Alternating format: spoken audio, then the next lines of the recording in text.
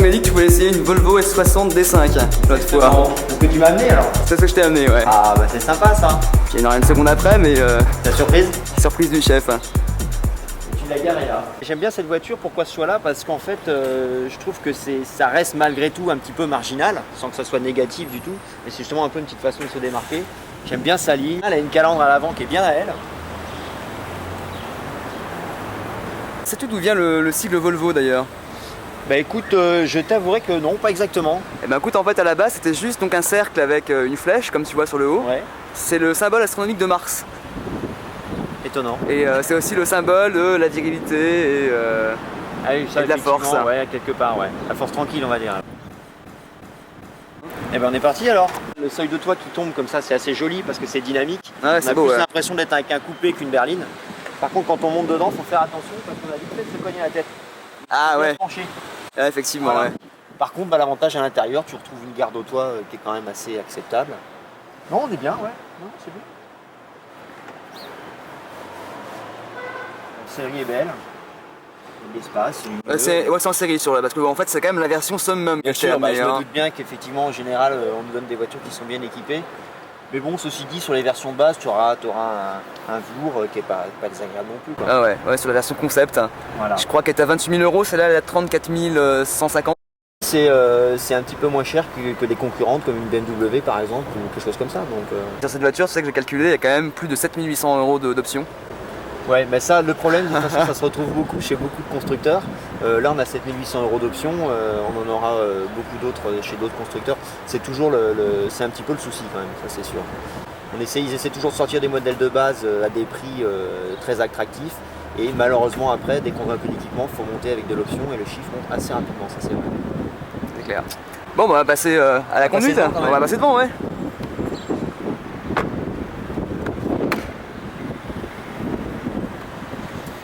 Une boîte auto. Heureux? Pas vraiment. Mais bon, c'est vrai que dans Paris, finalement, c'est peut-être encore ce qu'il y a de mieux. Ceci dit, on fait de très bonnes boîtes auto maintenant. Ouais, non. Et tu vois, ce que j'aime bien aussi, c'est un petit peu cet effet de cockpit de conduite là qu'on retrouve. Avec la console un petit peu orientée. Un peu vers façon toi. BM, ouais. Exactement, c'est ce que j'allais dire, un peu façon BM. Et ça t'en sert bien, même si ça reste habitable, mais au moins c'est un poste de conduite, quoi. Alors, pas de poste de pilotage, mais c'est un poste de conduite. Bon, bah là, à l'intérieur, il y a un autre truc qui est bien. C'est ça, c'est le kit téléphone. Bon, bien sûr, c'est de l'option. L'option qui ne doit pas être donnée, j'ai plus le prix en tête. Je crois que c'est 1 200 €. Ouais. 1 200 €. Ouais, ça a un avantage, c'est qu'on a les mains complètement libres et qu'en plus celui-ci est très bien fait. On a un petit haut-parleur derrière dans l'appui-tête pour le son de la personne ouais. qui nous, Ça qui fait nous bien, parle. ça. Le micro pour ce qui est de notre voix, je sais pas où il est. Bah écoute, j'ai cherché hier, je l'ai pas trouvé non plus, tu vois. Je me demande, je l'ai su pourtant, je l'ai su, je ne sais plus. Dans le volant peut-être? Non, je sais pas. Non, je crois qu'il est par là. Ouais, il doit dans le Il est plafonnier quelque par là, part. dans Ouais. le plafonnier, ouais. Mais bon, c'est assez simple. Une fois qu'on a en fait enlevé la carte SIM de notre téléphone, on la met là. Après, il n'y a plus qu'à taper le code PIN quand elle nous le demande. Il faut attendre un peu. On a toutes les infos en fait au tableau de bord ici. Avec le petit encart qui est là. Et l'avantage, c'est qu'on retrouve après les commandes au volant. Donc comme ça, en roulant, on n'est pas gêné. Et le moteur, donc tu nous as pris une D5, c'est ça, hein? C'est ça, ouais. Ouais. Et ça, c'est effectivement. Pourtant, ça pourra en surprendre beaucoup parce que là, on va parler d'un diesel et puis on peut parler quasiment de plaisir. Mais c'est vrai que ce moteur, je l'aime beaucoup parce que c'est un 5 cylindres en ligne, 163 chevaux. Donc, c'est quand même pas rien hein, pour un diesel. Et puis surtout, c'est le premier moteur diesel entièrement conçu par Volvo. Exactement, Ouais. c'est ce que j'allais dire. C'est le premier moteur entièrement conçu par Volvo, puisqu'avant c'était des partenariats avec Renault. Des partenariats qui n'étaient pas toujours très convaincants. On avait des moteurs qui consommaient pas mal, qui étaient bruyants. Puis là maintenant, on est avec les rampes communes d'injection, des choses comme ça. Donc on a beaucoup moins de bruit, beaucoup moins de consommation, les consommations très réduites. Et le premier moteur conçu par Volvo, un 5 cylindres. Ils sont restés en 5 cylindres parce que c'est vraiment la philosophie de la marque. En fait, c'est un 5 cylindres essence qu'ils ont après, sur lequel ils ont conçu le 5 cylindres diesel. Et tu penses que Volvo est en mesure de concurrencer BM ou Mercedes? Moi personnellement, non. Je pense qu'ils sont. Quoique l'image Volvo a quand même considérablement progressé maintenant. Et d'ailleurs en finition, tu vois, on le voit là, les plastiques sont quand même vachement plus agréables. L'ergonomie aussi est vachement bien. La commande de clim est très bien, elle est bien faite. Ah ouais, c'est vrai. Ça a le mérite de parler tout de suite avec le petit bonhomme. Les boutons qui tombent sont assez agréables. Non, ça a considérablement progressé. Ceci dit, je pense pas qu'il soit encore au niveau d'une BMW ou d'une Mercedes. Ça, Bon, mais en prix aussi, ça reste plus abordable, donc quelque part, ils se rattrapent. Et tu penses qu'il leur manque quoi pour arriver au niveau d'une Mercedes ou d'une BM? L'image, hein, tout simplement. Bah, l'image, et puis bon, c'est vrai, encore peut-être des plastiques peut-être un peu plus moussés et une finition peut-être encore un peu aussi. Il y a peut-être encore à augmenter un petit peu en qualité de finition. Les poignées de porte comme là, tu vois, comme ça, si ça c'est un petit peu cheap quoi. La finition à ce niveau-là, tu vois. Ouais, c'est vrai qu'il y a pas mal de jours et tout, c'est encore. Bon bah voilà, ça sur une BMW, t'auras pas ça. De toute façon, les Allemands, en termes de finition, pour l'instant, c'est eux qui sont les maîtres étalons. Bon, alors finalement, cette boîte automatique, tu la trouves comment? Elle est pas. Bah, écoute, pour l'instant en ville, c'est plutôt pas mal. Après, il faudrait voir l'utilisation sur route parce que c'est là qu'on la sollicite le plus, savoir si si elle offre une bonne reprise, savoir si elle réagit comme il faut. Mais pour l'instant, non, c'est plutôt agréable maintenant. Puis c'est vrai que les boîtes automatiques, ça s'accorde bien aussi avec le couple des moteurs diesel. En général, ça fait un mariage assez agréable. Le seul souci des boîtes automatiques, c'est qu'on n'a pas de frein moteur. Eh ouais. Ah, c'est toujours aussi désagréable. Bah pourtant, attends, il y a des boîtes automatiques qui le font, mais celle-là, a priori, bon, ils l'ont. Bah, la boîte automatique auto-adaptative de Citroën, en l'occurrence, là-dessus, est assez efficace. Ouais, ou la proactive de Renault, parce exactement. Qu'elle est la même d'ailleurs, je crois, non, il me semble. C'est ouais, kiff. On a longtemps reproché à Volvo d'avoir des chars d'assaut, des voitures coupées à la serpe, comme le break de 140, qui malgré tout d'ailleurs finalement est devenu un peu le truc des bobos branchés, parce que ça avait un look vraiment carré, sarcophage, avec les gros pare-chocs en caoutchouc devant à l'époque, c'était ouais. On avait l'impression là-dedans que rien ne pouvait nous arriver. C'est la S40 qui a changé un petit peu toutes ces lignes et qui a cassé les lignes. Et après la S60 est arrivée et puis là voilà, on voit quand même qu'on commence à avoir un peu plus de souplesse. Volvo, ça veut dire je roule en latin. Ah d'accord, effectivement, ouais. On s'est pas mal trouvé pour de l'automobile. Bon, dans Paris, on roule pas des masses, mais c'est là qu'on apprécie un intérieur agréable. Ils ont fait plein d'innovations à Volvo sur leur voiture. C'était les premiers à créer les ceintures de sécurité à l'avant. De toute façon, Volvo, en termes de sécurité, ça a quand même été, et d'ailleurs c'est ça qui leur sert beaucoup pour... C'est clair que c'est un peu leur cheval de bataille. Voilà, c'est un peu leur cheval de bataille, comme Audi d'ailleurs, mais ils communiquent beaucoup sur la sécurité. Ouais. Et c'est vrai Volvo, ça a été les premiers. Ouais, ça a été très longtemps les premiers. Je crois que c'est aussi les premiers à avoir créé, peut-être avec Saab, les fameux appuis-têtes actifs pour éviter le coup du lapin. Il y avait ça, ils ont longtemps communiqué aussi sur leur Side Impact Protection avec les barres de renfort dans les portes. En fait, en 57, ils ont mis au point les premières ceintures de sécurité à 2 points d'ancrage. Après, 2 ans après, à 3 points d'ancrage. On parlait des gros pare-chocs tout à l'heure de la 240. Et c'est eux qui ont inventé les premiers pare-chocs absorbeurs de choc. Et puis bon, également les serrures de sécurité enfant. Quand on voit une image de crash test ou un truc comme ça, là, il n'y a pas moyen de se dire, bah oui, non, c'est très concret. On voit...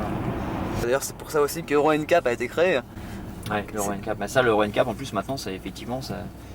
Au moins, on a des crash tests réguliers avec des vitesses bien précises. Ça crée une norme, quoi. Ah, c'est clair, ouais. Euro NCAP, et tout ça créé par une entreprise indépendante, complètement indépendante, avec des voitures achetées dans le commerce de manière anonyme. Ça coûte une sacrée fortune, ouais. Ça coûte une sacrée fortune. Tiens, je vais te dire un petit peu toutes les options qu'a dans cette voiture quand même, parce que c'est quand même assez incroyable. Ouais. Alors donc, on a la boîte auto. Ouais. À 5 rapports, paraît-il. Bon.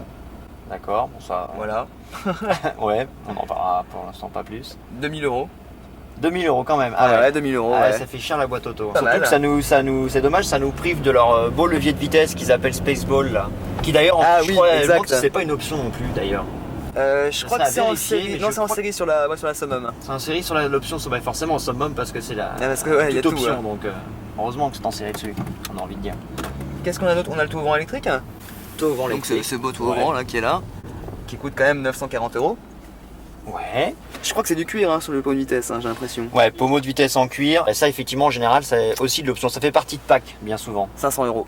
Et ouais, bah voilà, tout ça pour avoir un peu plus de... Mais que sur le pommeau de vitesse, 500 €. Sur le volant, c'est en série quand même. D'accord, bon. Téléphone. Un appel téléphone. Oui, allô? Oui, c'est moi. Eh ben, c'est ma petite sœur qui nous appelle. Bonjour. Ça va? Ouais, toi? Ça merde, je t'entends pas.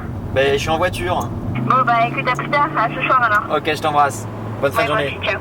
Ok. Qu'est-ce qu'il y a d'autre en option? T'as le GPS quand même. Le GPS, ouais. Donc bon, le ça, c'est vrai que système c'est très pratique. Mais ça coûte cher. C'est très pratique, mais en général, ça reste encore très cher, quels que soient les constructeurs d'ailleurs. Ouais, 2700 €. Ouais. 2700 € pour le GPS, 1200 € pour le GSM, mais il y a un pack là par contre, qui est à 3200 €, ce qui te fait donc économiser 700 €. Bah voilà, c'est souvent ça l'avantage de prendre des packs, c'est qu'on arrive à faire grimper l'équipement de la voiture pour un prix plus raisonnable, quoi. Qu'est-ce qu'il y a d'autre? Ah si, un truc très très bien quand même. Le pack audio max. Oui, alors ça, c'est vrai que chez Volvo, ils ont en général des systèmes audio qui sont vraiment très bien faits et de très bonne qualité. Ouais. Le pack audio max, ça comprend 4 CD, 13 haut-parleurs, quand même. Ouais, 13 haut-parleurs. Ouais, 13 haut-parleurs. Avec un système Dolby Surround. Voilà, ouais, qui est là. sur le... ouais. Ça, c'est pareil, c'était quand même un des premiers à le faire. Et ils arrivent à avoir une qualité de son, même dans un C70 cabriolet. Ouais, je m'en souviens. Dans un cabriolet, ils arrivent à recréer un système. Parce que là, la plupart du temps, dans les berlines, on a quand même la caisse qui sert de résonance pour les basses. Et avec ce système-là, et même dans un cabriolet, ils arrivent à avoir un son très bon. Donc voilà, donc tu as les 13 haut-parleurs, les commandes au volant, un ampli 4x75 watts. Ça fait très tuning quand même, hein, tout ça. Un petit peu, ouais. Mais Il manque le lecteur DVD. Bah, d'ailleurs, tu as l'option télé sur le GPS. Donc on n'a pas ici. Ah, je savais pas là, si, c'est ça. On l'a pas, mais. Mais ça, faut encore rajouter quelques.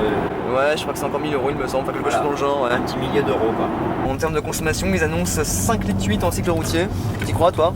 Sur un aussi grand moteur? Oui, c'est ce que j'allais dire, 5,8 litres en cycle routier, c'est effectivement les données constructeurs, mais tout ça c'est établi avec vitesse réglementaire, donc 90 km/h sur route, 130 km/h sur autoroute, avec des vitesses stabilisées. Et finalement, en général, on arrive quand même à des consommations qui sont un petit peu supérieures. Donc là, si c'est un 5,8 litres en moyenne au 100 sur route nationale, moi je serais tenté de dire qu'en normal, ça fera peut-être un petit 7 litres à peine. Ce qui est déjà très bien pour une voiture de ce gabarit et un moteur comme ça. Bah écoute, je pense que t'as pas entièrement dedans parce que en cycle Euromix, donc justement le cycle, comment dirais-je, varié avec 90, 130, voilà, la moyenne totale, on atteint 7 litres 6. Ouais, c'est ça, 7-8 litres en roulant bien quoi. Ouais. Mais par contre 10 litres 7 en ville. Il rejette 201 grammes d'oxyde de carbone par kilomètre. Ouais. Bon. C'est... Avec les normes anti-pollution Euro 4, il faudrait que la moyenne de la production d'un constructeur ne dépasse pas les 120 grammes de CO2 par kilomètre. C'est un truc qui va être appliqué normalement en 2005 ou 2006. Donc ils ont encore du travail à faire. Ouais, encore pas de boulot quoi.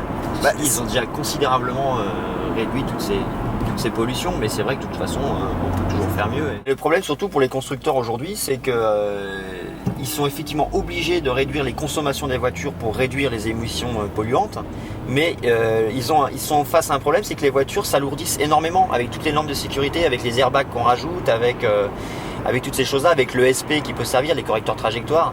Donc tout ça, ça pèse. Et forcément, le poids, c'est l'ennemi de la consommation, quoi. Et la consommation, ça fait de la pollution. Et c'est peut-être pour ça aussi que certains constructeurs se mettent à faire des voitures, comme Audi, beaucoup à utiliser l'aluminium, des matériaux comme ça, pour alléger au maximum déjà la caisse, quoi. Et ça a un coût aussi. Hein. Donc pour l'instant, tout ça va être amené à évoluer, et puis je pense que ça va se régler. Mais là, effectivement, il y a eu un boom avec la sécurité, et ça fait alourdir beaucoup les voitures. Non, je la trouve vraiment agréable cette voiture. Hein. Je trouve qu'elle a vraiment... elle est onctueuse, je la trouve vraiment onctueuse, voilà quoi. C'est tout à fait le terme, elle est onctueuse, ouais. Confortable. D'ailleurs, la boîte auto, pour le coup, en rajoute. C'est effectivement très agréable. Et en même temps, quand on a besoin, la puissance est là, quoi. Ça, c'est assez agréable. Qu'est-ce que tu as essayé comme voiture sympa dernièrement? Une voiture qui m'a beaucoup surpris, parce qu'on arrivait dessus avec beaucoup d'a priori. Toute la presse automobile arrive avec beaucoup d'a priori, puisqu'il s'agit d'une Smart. Et en général, quand on parle de Smart, évidemment... C'est vrai que dans la profession... Voilà, mais même pour tout le monde, hein, même pour j'allais dire comme un des mortels, quand on parle de Smart, on a tous l'image de la seule et unique qui existe aujourd'hui, c'est la City Coupé. Une petite voiturette, ça fait plus voiturette que voiture, elle a du mal à établir son image. Et puis surtout réputée pour avoir une boîte de vitesse un petit peu lente, pour avoir justement un correcteur de trajectoire, un système ESP qui nous coupe tout dans les virages dès qu'on arrive un peu vite. Donc là on nous proposait d'essayer un Roadster, la nouvelle Smart qui sort, un petit Roadster, une petite voiture sportive. Donc justement on avait du mal à imaginer comment un Roadster sportif Smart ça pourrait être vraiment sportif et amusant. Et justement vraiment très bonne surprise parce que la voiture s'avère très sympathique à conduire, amusante, avec de la puissance malgré tout, avec un 80 chevaux, 3 cylindres 80 chevaux, ils arrivent à avoir une voiture amusante, puissante et donc voilà, bonne surprise, Smart Roadster. Ils nous ont emmenés à Faro, sud du Portugal. Ouais. Bon, on dira que c'est pour avoir le soleil, pour faire des bonnes images. Ceci dit, c'est pas faux, et puis ça permet justement aux téléspectateurs ou aux gens qui lisent les journaux d'avoir aussi des photos qui changent un peu, parce que si on essayait toutes les voitures dans la région parisienne, on finirait par tourner toujours aux mêmes endroits. C'est sûr qu'on est bien choyé, hein, on va pas se plaindre. Mais c'est vrai que souvent les constructeurs ont des budgets de communication absolument incroyables. Les constructeurs ont des budgets de communication incroyables, ça c'est sûr. Et donc du coup ça va forcément se ressentir sur les prix de vente des voitures. Ah bah on peut voir ça comme ça, ouais, tout à fait, quelque part. Faut pas se leurrer, hein. Le but c'est quand même de vendre des voitures, de faire des volumes, donc ils sont bien obligés de faire de la publicité ou de... On parlait de Smart. On parlait de Smart, voilà, ça c'est une Brabus en plus, c'est pas n'importe laquelle. Ouais. Là, ça marche. Là on est au ralenti, on a arrêté un feu rouge, on n'entend pas le moteur, le volant ne vibre pas. Ouais. C'est quand même assez... Enfin, maintenant ça devient de plus en plus fréquent, mais c'est assez récent, je veux dire, pour les diesels, là on est dans un diesel, faut pas l'oublier, quoi, c'est quand même... C'est vrai. considérablement progressé et c'est très agréable. Il y a une chose qui est pas jolie sur cette voiture, on le montrera à l'arrêt, c'est le frein à main. Une fois qu'il est tiré, qui remonte beaucoup trop haut. C'est mal vrai. intégré. Ceci dit, sur une automatique, Je le mets toujours. ouais. C'est vrai qu'on pourrait s'en passer presque. Bon, tu vas enfin pouvoir voir ce qu'elle a un petit peu dans le ventre sur la route, cette voiture. Ouais, et puis ce que vaut cette boîte automatique. Parce qu'en ville, pour l'instant, rien à redire, c'est plutôt pas mal. J'aime bien ce son rauque du 5 cylindres, là. Je trouve que ça a beaucoup de charme. Déjà, niveau comportement routier, ça a l'air de... Oui, c'est bien amorti en plus, c'est confortable. C'est confortable et puis justement on a moins ce qu'on a souvent reproché au Volvo, c'était d'avoir un train avant qui n'était pas moteur et qui n'avait pas une tenue de route du meilleur ordre. Et puis là finalement ça s'est quand même bien corrigé sur les derniers modèles. Ouais, cette voiture j'ai envie de la comparer à celle qui pour moi est la référence dans le moteur des diesels, c'est la BMW 330D.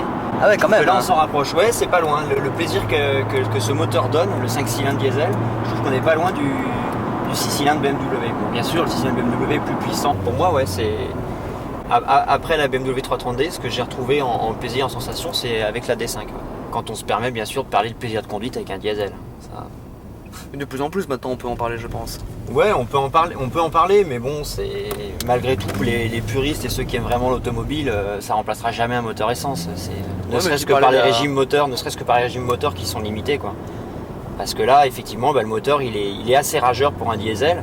Mais bon, quand on arrive à 4000, 4200 tours minute, ça y est, ça régule. Hein. Après, il se passe plus rien. De toute façon, en termes de performance, ça c'est sûr. Hein. Alors là, en termes de performance, maintenant, on a des moteurs diesel qui font même mieux que certains moteurs essence. Hein. Et puis on voit même des coupés. On a une 406 coupé HDI maintenant. On a une A4 cabriolet TDI. Donc voilà, là on arrive au PNIR, le Centre National d'Information Routière. Après un petit trajet fort agréable, ma foi. Ah ouais, pas mal hein. Ouais. Plutôt agréable comme voiture. Plutôt agréable. C'est bien confortable, c'est onctueux. Bonne routière.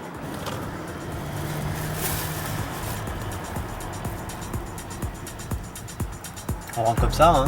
Ouais, allez, directement. On fait Ouais. comme chez nous. Allez, on fait comme chez nous. Allez. Il y a des places, on se garer devant. Super. Comme des princes.